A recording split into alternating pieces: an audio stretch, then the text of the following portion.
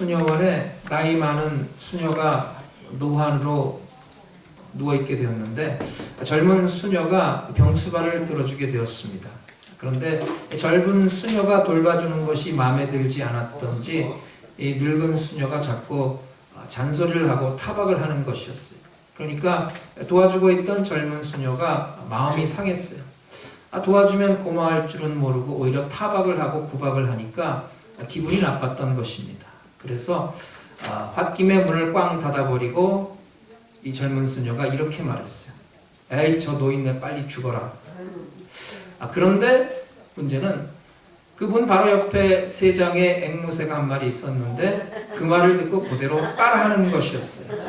그때부터 문소리가 날 때마다 그 앵무새가 에이, 저 노인네 빨리 죽어라. 그런 것이었어요. 그러니까 가만히 생각하니까 이 젊은 수녀가 걱정이 되는 거예요. 나이 많은 수녀가 그것을 들으면 어떡하나. 계속 고민하고 걱정하다가 결국은 그 수도원에 신부님을 찾아가서 의논을 하게 됩니다. 그러니까 그 신부님이 자기가 기르고 있던 앵무새를 한 마리 내주면서 하는 말이 이 앵무새를 저 앵무새와 같은 세장에 넣고 한번 길러보세요. 그러면은 두 앵무새가 친하게 지내다가 그 말을 잊어버릴 것입니다. 그래서 그 말대로 순종해서 이제 두 앵무새를 같은 세장에 넣고 합방을 시켰는데 그 후로도 계속 이제 조심스럽게 문을 닫았어요. 근데 어느 날 실수로 그만 문소리를 내고 말았어요.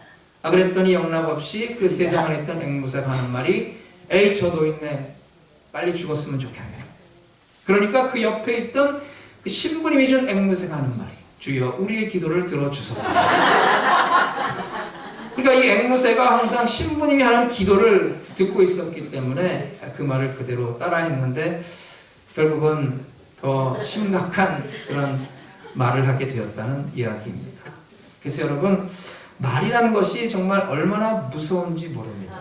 근데 이 말은 물과 같아서 한번 쏟아버리면은 그것을 주워 담을 수가 없다는 것입니다. 오늘 본문은 바로 우리 언어 생활에 관한 것입니다. 특별히 우리가 어떻게 말을 해야 하는가, 말에 대한 교훈을 들려주고 있습니다. 이 야고보서는 특별히 우리의 신앙의 삶에 대해서 많은 교훈을 주고 있는데 그 중에 가장 중요한 것이 바로 우리의 언어 생활이라고 강조하고 있습니다.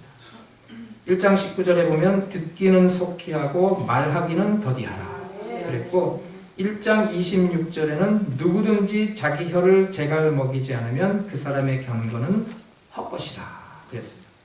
우리 삶 가운데서 참 가장 바꾸기 힘든 것이 바로 말이 아닌가 싶습니다. 그리고 또 말은 너무나도 쉽게 다른 사람에게 상처를 줄 수가 있다는 것입니다. 혀의 위력은 정말 대단합니다. 혀를 잘못 놀림으로 인해서 많은 피해를 입는 경우를 우리는 보게 됩니다. 교회에서 사실은 큰 문제도 혀의 문제로부터 시작되는 것을 볼 수가 있어요. 사실 우리 몸의 혀라는 것은 지극히 작은 부분에 불과합니다. 길이로 따지면 한 10cm나 될까요? 그런데 그렇게 작은 신체의 한 부분인 혀가 우리 신체의 그 어떤 부분보다도 가장 큰 파괴력을 가지고 있다는 것입니다. 그래서 야고보 사도는 믿는 자의 행함을 다루면서 가장 중점적으로 우리의 말에 대해서 귀한 교훈을 주고 있습니다. 그만큼 우리가 조심스럽게 다뤄야 할 우리의 신체의 부분이라는 것입니다. 잘못 다루면은 많은 사람이 다치기 때문입니다. 본문 2절에 보면은 우리가 다 말에 실수가 많으니 만일 말에 실수가 없는 자라면 곧 온전한 사람이라 능히 온몸도 굴레를 씌우리라. 모든 사람에게 다 말에 실수가 있다는 것입니다. 사실 저도 교인들 만나서 대화를 나누고 집에 돌아와서 혹시 내가 교인 앞에서 말 실수한 건 없나 그렇게 곰곰이 생각할 때가 한두 번이 아닙니다. 근데 여러분, 제 아내도 그렇더라고요. 제 아내도 무심코 교인들 앞에서 한 말이 혹시나 교인들을 시험 들게 하진 않았을까, 교인들이 이상하게 생각하진 않을까 그렇게 염려를 하더라고요. 병이에요. 이게 바로 목회자의 병입니다. 혹시나 어느 교인이라도 시험 들어 교회 안 나오면 어떡하나, 그런 생각을 자주 하게 됩니다. 근데 오늘 본문에 보니까 세상에 말의 실수로부터 자유로운 사람은 없다는 것입니다. 그러니까 한편으로는 우리에게 위로가 됩니다. 나만 그런 것이 아니라 우리가 모두 다 그렇기 때문입니다. 그러나 그렇다고 해서 그것으로 인해 우리의 잘못 길들여진 언어 습관을 합리화해서는 안 될 것입니다.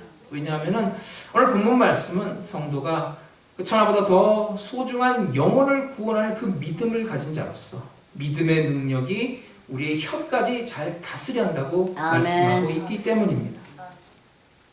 첫째로 혀의 위력과 혀를 길들이는 이유에 대해서 생각해 봅니다. 본문 1절을 보면 내 형제들아 너희는 선생된 우리가 더 큰 심판을 받을 줄 알고 많이 선생이 되지 마라. 유대 사회에 있어서 선생이 된다는 것은 많은 사람들의 존경을 받는 위치에 서는 것입니다. 그런데 오늘 본문에 야고보 사도는 절대 선생이 되지 말라고 합니다.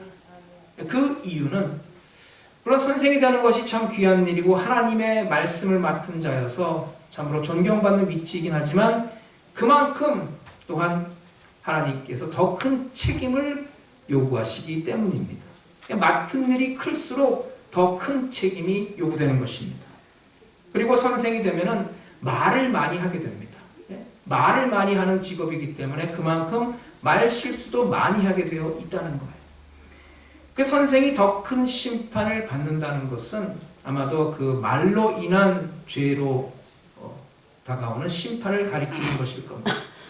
그러므로 말의 실수를 더 적게 하기 위해서라도 차라리 선생이 되지 않는 것이 더 낫다는 그런 말씀이에요. 선생 되는 것이 참 귀한 일이긴 하지만 그러나 그만큼 더 큰 책임이 요구되기 때문에 선생 되기를 포기할 만큼 그렇게 말에 대해서 우리가 조심하라는 그런 뜻입니다. 2절 말씀에 보면은 말에 실수가 없는 사람은 온전한 사람으로 온몸에 굴레를 씌울 수가 있다 그랬습니다. 그래서 혀를 잘 다스릴 수 있는 사람이라면은 다른 온 몸을 잘 다스릴 수가 있는 것입니다. 언어 생활에 승리하는 사람은 다른 모든 생활에도 승리할 수 있다는 그런 말씀입니다.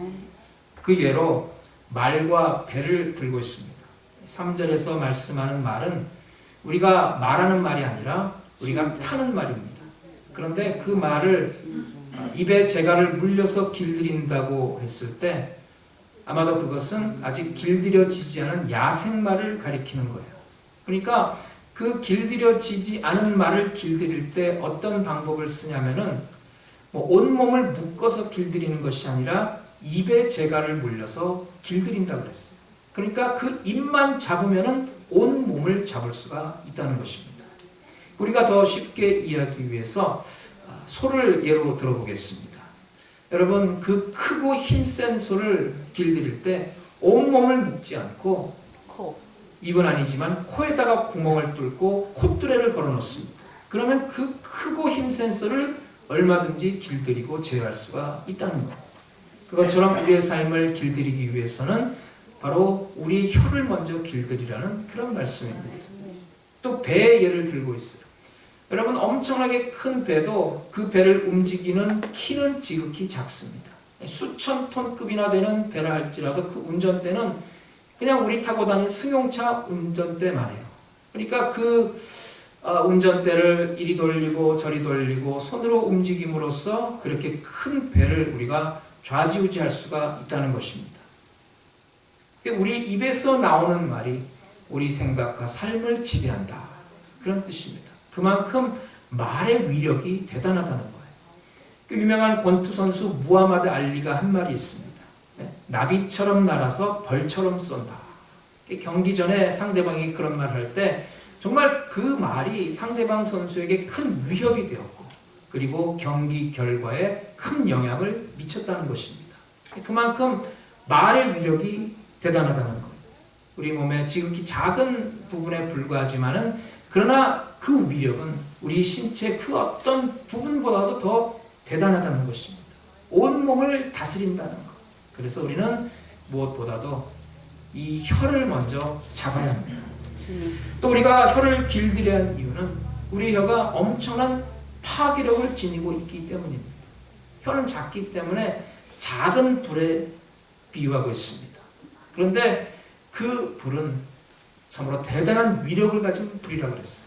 여러분, 해마다 산불로 수많은 인명과 재산의 피해를 입습니다. 그런데 그렇게 엄청난 산불도 사실은 작은 성냥불 하나에서 시작되는 것입니다. 살아오면서 누구를 때려서 상처를 입히거나 아니면은 뭐 뺏어가지고 피해를 입히는 것보다 말로써 상대방에게 상처를 주고 피해를 입히는 경우가 훨씬 더 많습니다. 잠언 26장 18절에 보면은 이런 말씀이 있어요. 횃불을 던지며 살을 쏘아서 사람을 죽이는 미친 사람이 있나니 자기 이웃을 속이고 말하기를 내가 희롱하였노라 하는 자도 그러하리라. 나무가 닿으면 불이 꺼지고 말장이가 없어지면 다툼이 쉬느니라. 횃불을 던지고 화살을 쏴서 사람을 죽이는 미친 사람이 있는데 그 사람이 어떤 사람이냐면은 바로 이웃을 속이는 자요 남의 말을 하는 사람이라는 거예요. 그러니까 나무가 닿으면은 불이 꺼지듯이 말장이가 없어지면은 싸움이 그친다고 말씀합니다. 이런 말이 있다고 합니다. 위대한 마음을 가진 사람은 사상에 대해서 이야기하고 평범한 마음을 가진 사람은 사건에 대해서 이야기하고 좁은 마음을 가진 사람은 사람에 대해서 이야기합니다. 그래서 이 사상을 우리가 가진 사상인 복음으로 바꿔서 말할 수가 있어요.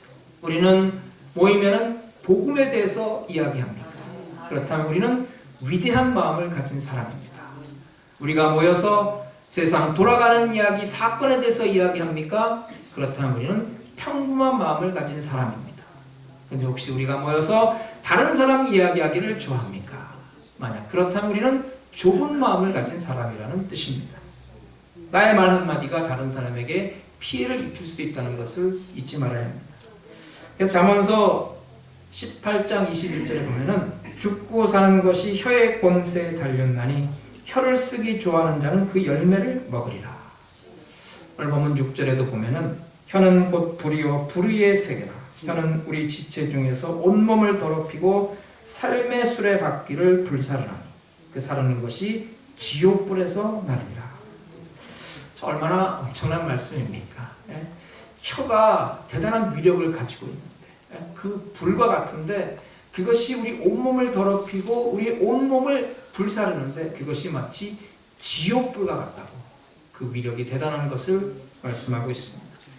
이사야 선지자가 성전에 들어가서 하나님의 영광이 가득한 것을 보게 되는데 그때 그가 가장 먼저 깨달았던 자신의 부족함이 바로 자신의 입술의 죄악입니다. 그래서 그가 하나님의 영광을 보았을 때 이렇게 고백합니다. 이사야 6장 5절 바로다 나여 망하게 되었도다. 나는 입술이 부정한 사람이요 입술이 부정한 백성 중에 거하면서 만군의 여호와이신 왕을 배웠음이로다. 이사야 선지자도 입으로 범죄했다는 사실을 스스로 고백하고 있습니다. 오늘 본문 7절 8절에 보면은 여러 종류의 짐승과 새와 벌레와 바다의 생물은 다 사람이 길들일 수 있고 길들여 왔거니와 혀는 능히 길들일 사람이 없나니. TV에 동물에 관한 프로그램을 많이 봅니다. 거기 보면은 참 사람들이 별의 것을 다 애완동물로 키워요. 뭐 개나 고양이는 이제 아무것도 아니에요.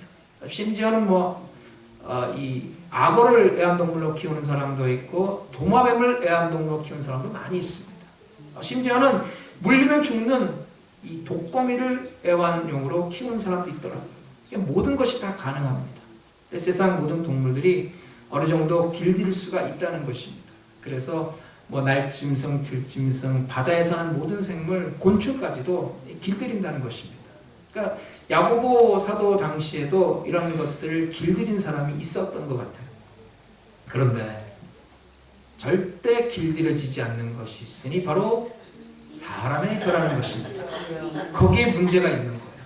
파괴력은 대단한데 길들이기가 너무나 어려운 거예요. 그러니까 거기에 심각성이 있습니다.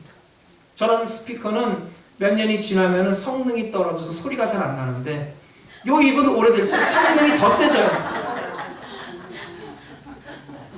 잠언 18장 6절에 보면 미련한 자의 입술은 다툼을 일으키고 그 입은 매를 자청하느니 미련한 자의 입은 그의 멸망이 되고 그 입술은 그의 영혼의 그물이 되느니라. 남의 말하기를 좋아하는 자의 말은 별씨가 같아서 뱃속 깊은 데로 내려가느니라. 여러분 우리가 어떻습니까? 남의 칭찬하는 얘기가 듣기 좋습니까? 남의 흉보는 얘기가 듣기 좋습니까? 아닌 게 아니라 남의 흉보는 얘기는 별씨가 같아서 아주 귀가 솔깃해져서 흥미롭게 듣습니다. 참 이상하게도 남의 칭찬하는 말은 별로 관심이 없다가도 남의 흉보는 얘기를 들으면 정말 재밌어요. 참 이상하죠? 잠자다가도 졸다가도 남의 흉보는 얘기가 나오면 정신이 번쩍 듭니다. 정말 희한해요. 어디 듣기만 합니까? 만나는 사람마다 사명감을 가지고 전합니다. 네? 전도를 하라면 평생 입 뻗지도 못하는 사람이 남의 얘기하라면 신나서 얘기해요. 그것도 그냥 전하지 않고 눈사람처럼 불려가지고 얘기합니다. 그래서 이 얘기가 몇 입을 거치면 갑자기 엉뚱한 얘기가 돼버립니다. 그게 돌고 돌다가 이 좁은 동네에서 그 장본인의 귀에 들어가면은 황당한 얘기가 되죠. 그것이 그 사람에게 큰 상처가 될 수가 있는 것입니다. 사랑하는 여러분, 우리 모두 남의 얘기는 칭찬만 해주십시오. 남을 흉보는 얘기는 하지 마시고, 특별히 남의 개인 사생활에 관한 이야기는 우리가 함부로 해서는 안 됩니다. 인터넷에 돌고 도는 이야기 때문에 그 황당한 헛소문에 상처받아 자살하는 그런 연예인의 얘기를 우리는 너무나 잘 알고 있습니다. 우리 모두 말을 조심해서 이 언어 생활에 승리하는 성도 되시길 바랍니다. 물론 우리 교회는 그런 분이 없지만은 세상에 보면은 자기 혼자 세상을 다 바로잡아야겠다는 듯이 모든 일에 비판하고 비난하는 그런 사람을 볼 수가 있습니다. 스스로 의로운 사람이에요. 근데 그렇게 스스로 의로워서 모든 것을 다 트집 잡고 비판하는 사람의 그 삶의 모습을 자세히 들여다보면은 사실은 그 자격이 의심스러울 때가 많아요. 그런 사람일수록 더 허점이 많더라는 것입니다. 네? 그래서 그런 사람은 국어 공부를 잘해야 합니다. 소크라테스가 한 말, 네 주제를 알라. 그런 사람은 산수 공부도 열심히 합니다. 네 분수를 알라. 사실 그렇게 남을 비난하고 정죄하기를 좋아하는 사람의 그 삶의 모습을 들여다보면은 어느 정도 이해가 가는 것은 사실은 이제 비난과 공격의 대상이 헷갈리는 거예요. 사실은 자기 자신에 대한 불만이 있는데 그 불만이 세상을 향한 분노로 나타나는 거예요. 자신에 대한 분노가 다른 사람에 대한 공격으로 이어지는 것입니다. 그래서 되게 자신에 대해서 불만이 많고 자신을 존중하지 못하는 사람일수록 다른 사람을 더 비판하고 세상에 대해 불만을 많이 갖기 마련입니다. 또 한 가지 경우는 다른 사람을 비난함으로써 자신의 잘못된 점을 커버하려는 거예요. 그러니까 자신의 잘못된 점을 분명히 알고 있지만은 하지만 그것을 인정하고 싶지 않기 때문에 다른 사람의 잘못된 점을 부각함으로써 나의 잘못된 점은 별거 아니다 라는 스스로 합리화를 하려는 것입니다. 그러니까 쉽게 말해서 나도 나쁜 놈이지만 너는 더 나쁜 놈이기 때문에 나는 괜찮다 라는 그런 논리를 동원합니다. 여러분, 그런데 다른 사람의 흠을 잡는다 할지라도 그것으로 인해 내 자신이 잘못된 점을 커버할 수는 없는 것입니다. 우리는 또 다른 사람 안에 있는 그 모습을 통해서 내 자신의 모습을 발견하게 될 때가 많아요. 그러니까 내 자신의 모습을 다른 사람의 모습을 통해서 투영되어서 내 자신의 모습을 다른 사람에게서 보는 것입니다. 그래서 어떤 사람이 정말 차가운 사람이다 라고 느껴질 때 사실은 그 사람에게 있는 차가운 모습을 통해서 내 자신의 차가운 모습을 확인해가는 것입니다. 다른 사람이 이기적인 사람이라고 볼 때 그 사람의 이기적인 모습을 통해서 사실은 내 자신의 이기적인 모습을 다시 한번 보고 확인하는 거예요. 그래서 예수님은 너희의 헤아림으로 너희가 그 헤아림을 받을 것이라 그런 말씀하셨어요.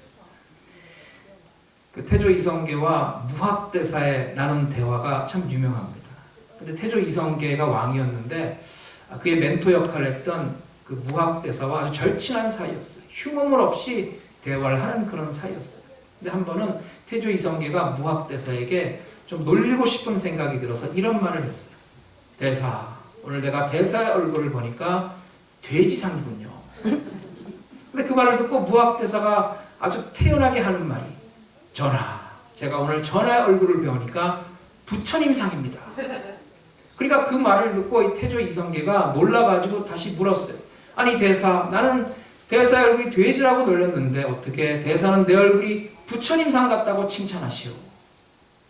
그러니까 무학 대사가 껄껄 웃으며 하는 말이, 하하, 그야 당연한 이치지 않습니까? 사람은 누구든지 자기가 생긴 대로 다른 사람을 보는 법입니다. 그러니까 자기가 돼지같이 생겼으니까 다른 사람도 돼지처럼 보이는 것이고, 자기가 부처처럼 생겼으니까 다른 사람도 부처처럼 보인다는 것입니다. 그게 모 눈에는 뭐밖에 안 보인다. 뭔가 잘못하고 있는 사람의 눈에는 다른 사람의 잘못한 모습이 잘 보입니다. 그리고 거짓말하는 사람의 눈에는 다른 사람도 다 거짓말하는 것처럼 보여요. 남을 괴롭히고 등쳐먹고 못된 짓을 하는 사람은 다른 사람 볼 때 다른 사람도 그렇게 하는 것처럼 보인다는 것입니다. 그러니까 자꾸 남을 비난하는 것은 사실은 자신의 잘못된 점을 강조하고 확인하는 절차라고 볼 수가 있어요. 오죽하면 예수님께서 자신의 눈에 있는 들보는 보지 못하고 남의 눈에 있는 티를 본다고 하셨겠어요. 그러니까 큰 잘못이 있는 사람은 다른 사람의 작은 잘못된 것도 쉽게 발견할 수가 있는 것입니다. 그래서 누군가가 자꾸 내게 와서 다른 사람의 흉엄을 얘기합니까? 그렇다면 나 자신에게도 문제가 있는 거예요. 우리가 하나님 앞에서 바른 신앙생활을 하고 우리가 바른 언어생활과 바른 행실로 살아간다면 하나님께 충성하고 헌신한 바른 모범적인 삶을 산다면 그 누구도 내 앞에 와서 다른 사람의 흉어물을 쉽게 얘기하지 않을 것입니다. 그럼 우리는 다른 사람을 비판하는 자리에 서지도 말고 다른 사람의 비판 소리를 듣는 자리에 앉지도 말아야 합니다. 다른 사람을 비판하면 그만큼 내 입이 더러워지는 것이고, 다른 사람 비판하는 소리를 자꾸 들으면 내 귀가 더러워지는 거예요. 우리 모두 다른 사람을 비판하는 자리에 서지도 말고 다른 사람의 비판 소리를 듣는 자리에도 앉지 마시길 바랍니다. 아멘. 둘째로, 혀를 길들이는 비결에 대해서 생각해 봅니다. 그거 어떻게 하자는 말입니까? 우리가 여기에서 이 말씀을 기억해야 합니다. 고린도후서 5장 17절, 그런즉 누구든지 그리스도 안에 있으면 새로운 피조물이라. 아멘. 이전 것은 지나갔으니 보라 새 것이 되었다. 아멘. 이제 우리 혀는 과거의 그 혀가 아니라는 것입니다. 우리 혀는 하나님을 찬양하는 혀요. 아멘. 우리가 하나님께 예배하는 혀입니다. 하나님께 기도하는 혀입니다. 아멘. 그리고 하나님 말씀을 읽고 선포하는 혀입니다. 할렐루야. 우리 영혼을 구원시키는 믿음의 혀입니다. 아멘. 하나님 안에 새로운 피조물의 혀입니다. 본문 11절로 12절, 샘이 한 구멍으로 어찌 단물과 쓴물을 내겠느냐. 내 형제들아, 어찌 무화과 나무가 감람나무를, 포도나무가 무화과를 맺겠느냐. 이와 같이 짠물이 단물을 내지 못하느니라. 우리 입술은 단물을 내는 입술입니다.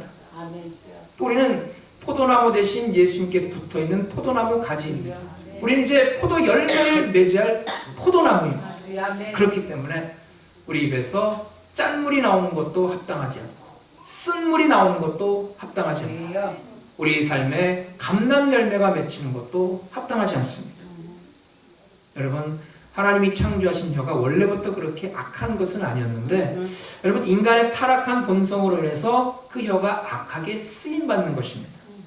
로마서 3장 13절 이하에 보면은 죄 아래 있는 사람의 특성을 이야기하면서 이런 말씀을 합니다.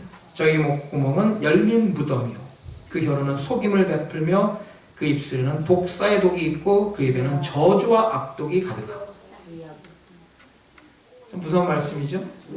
하나님께 선하신 의도로 창조하셨는데 결국 인간의 타락한 본성으로 인해서 혀가 오염이 되었다는 말씀이에요. 그래서 우리는 이제 예수 그리스도 안에 새로운 피조물이 되었기 때문에 이 혀의 원래 기능을 회복해야 합니다. 아멘. 여러분, 이 혀를 바른 용도에 사용해야 한다는 거예요. 아멘. 여러분, 잠언서 25장 11절에 보면은 경우에 합당한 말은 아로새긴 은쟁반의 금사관이라. 우리 혀로 낙심한 영혼을 일으켜 세워야 합니다. 아멘. 우리의 혀로 상처받은 영혼을 치유해야 합니다. 아멘. 우리의 혀로 방황하는 영혼을 판길로 인도해야 합니다. 아멘. 더군다나 우리 혀로 하나님을 영원롭게 찬양하고 하나님께 기도하고 하나님 말씀을 전하고 복음을 전하는데 사용해야 합니다. 아멘. 여러분, 이 혀로 선포된 복음을 통해서 수많은 영혼이 의뢰받고 하나님 앞으로 돌아왔습니다. 아멘. 그래서 우리가 우리 지체 중에 가장 바른 용도로 사용해야 할 지체가 바로 이 혀라는 것. 우리가 이 혀를 오늘도 하나님의 뜻에 합당하게 사용해서 하나님께 영광 돌리는 성도가 되시길 바랍니다. 아멘. 우리가 이 혀를 사용할 때 특별히 중요한 것은 이 혀를 사용해서 해서는 안 될 말은 하지 말아야 합니다. 절대 해서는 안 될 말은 첫째, 거짓말입니다. 사실이 아닌 말입니다. 특히 악의가 담긴 거짓말은 사람에게 상처가 줄 수가 있고 사람을 파괴할 수가 있습니다. 그러므로 사실이 아닌 거짓말을 지어서 퍼뜨리는 것은 살인 행위와 같다 그랬어요. 그래서 이웃을 해하려고 이웃에 대해 거짓 증거하지 말라. 10계명에 나와 있지 않습니까? 근데 그에 못지않게 좋지 않은 거짓말이 있는데 이것은 거짓말 같지 않은 거짓말입니다. 그러니까 사실에다가 약간의 거짓말을 의도적으로 보태는 거예요. 네? 그러니까 이제 뻥튀기 하는 겁니다. 눈사람처럼 부풀리는 거예요. 그 문제는 사람들이 자기도 모르는 사이에 이렇게 거짓말 같지 않은 거짓말, 이런 형태의 거짓말을 하는데 익숙해 있다는 것입니다. 우리말에 아다르고 어다르다 그랬어요. 사람들이 자기도 모르는 사이에 아를 어로 바꿔서 약간의 말을 바꿔서 다른 사람을 흠집내려는 그런 습성이 있다는 것입니다. 이런 말을 해서는 안 된다는 거예요. 둘째로 사랑 없이 하는 말을 삼가야 합니다. 고린도전서 13장에 보면은 아무리 옳은 말을 하고 아무리 천사의 말을 할지라도 사랑이 없으면 아무것도 아니라 그랬어요. 네? 어떤 의미에서 보면은 사실이 아닌 거짓말을 하는 것보다 더 무서운 게 사랑 없이 하는 옳은 말입니다. 그래서 사랑 없이 하는 말 때문에 평화가 깨지는 것을 우리는 많이 보게 됩니다. 여러분, 말이라는 것은 우리의 마음도 중요하지만 그에 못지않게 중요한 것이 바로 그 말을 어떻게 전달하고 어떻게 표현하느냐 하는 것입니다. 그래서 우리가 상대방과 대화할 때 우리의 말을 통해 상대방의 자존심이나 인격을 건드리지 말아야 합니다. 사람들이 근데 말다툼을 할 때 상대방을 이기기 위해서 상대방의 인격과 자존심을 건드릴 때가 많아요. 근데 상대방의 인격과 자존심을 건드리면 그것은 언어 폭력이라고 할 수가 있어요. 우리가 말을 할 때 사실을 말하는 것이 중요합니다. 근데 더 중요한 것은 그 사실을 예의를 갖춰서 사랑으로 말하는 것입니다. 우리가 서로 말다툼하고 싸울 때도 우리가 예의를 지키고 우리가 언제든지 다시 웃는 낯으로 서로를 볼 수 있도록 우리가 넘지 말아야 할 선은 넘지 말고 예의를 지켜서 싸울 필요가 있습니다. 그래서 우리는 성도로서 잘 싸워야 합니다. 언제든지 다시 볼 수 있도록 우리가 지켜줄 것은 지켜주는 한에서 서로를 대하고 싸우더라도 싸워야 하는 것입니다. 셋째로 뒤에서 수군수군 남을 비방하는 말을 삼가야 합니다. 로마서 1장 29절 이하에 보면은 하나님을 하나님으로 섬기지 못할 때 나타나는 죄악에 대해서 열거하고 있는데 그 중에 하나가 바로 수군수군 남의 뒤에서 남을 비방하는 말입니다. 곧 모든 불의, 추악, 탐욕, 악의가 가득한 자요, 시기, 살인, 분쟁, 사기, 악독이 가득한 자요, 수군수군하는 자요, 비방하는 자요, 하나님의 미워하시는 자요, 능욕하는 자요, 교만하는 자요, 자랑하는 자요, 악을 도모하는 자요, 부모를 거역하는 자요. 형제를 뒤에서 수군수군하고 비방하는 것은 옳지 못한 행위입니다. 그래서 참 교회의 평화를 깨는 주범이 바로 이 수군거림입니다. 교회에서는 절대 할 얘기 있으면 그 앞에서 정정당당하게 해야지 뒤에서 수군수군 비방하는 말은 해서는 안 될 것입니다. 사랑하는 여러분, 다른 그 무엇보다도 우리 안에 있는 복음의 능력으로 사랑으로 극복해야 할 것이 바로 이 혀입니다. 우리가 이 싸움을 어떻게 싸워야 합니까? 우리 하나님께 간구해야 합니다. 시편 141편 3절에 보면 다윗은 이렇게 기도합니다. 여호와여, 내 입에 파수꾼을 세우시고 내 입술의 문을 지키소서. 아무도 그 혀를 길들일 수 없다 그랬지만 하나님의 능력으로는 가능합니다. 우리 안에 계신 성령의 인도하심으로 우리는 얼마든지 혀를 다스릴 수가 있습니다. 오늘도 우리가 하나님 앞에 결단해야 합니다. 다윗은 시편 19편 14절에 이렇게 기도합니다. 나의 반석이시오 나의 구속자이신 여호와여, 내 입의 말과 마음의 묵상이 주의 앞에 연락되기를 원합니다. 내 입의 말이 하나님께 연락되기를 구하고 있습니다. 사랑하는 여러분, 우리 성도의 입의 말에 성공할 수 있기를 바랍니다. 아멘. 성령의 능력으로 길들일 수 있기를 바랍니다. 아멘. 이 혀의 위력을 아름답고 복된 일에 사용하시길 바랍니다. 우리 교회는 말이 아름다운 교회, 말로써 사랑을 전하고 나누는 교회가 되시길 바랍니다. 그래서 우리가 입을 열 때마다 사랑의 말, 위로의 말, 격려의 말, 칭찬의 말이 나올 수 있길 바랍니다. 그래서 우리 모두 아름답고 복된 언어 생활을 통해서 참으로 귀한 성도의 신앙생활로 하나님께 영광 돌리고 승리하는 우리 모두가 되시기를 주님으로 축원합니다. 하나님 은혜와 사랑을 감사드립니다. 오늘도 아름답고 깨끗한 언어 생활로 주님 앞에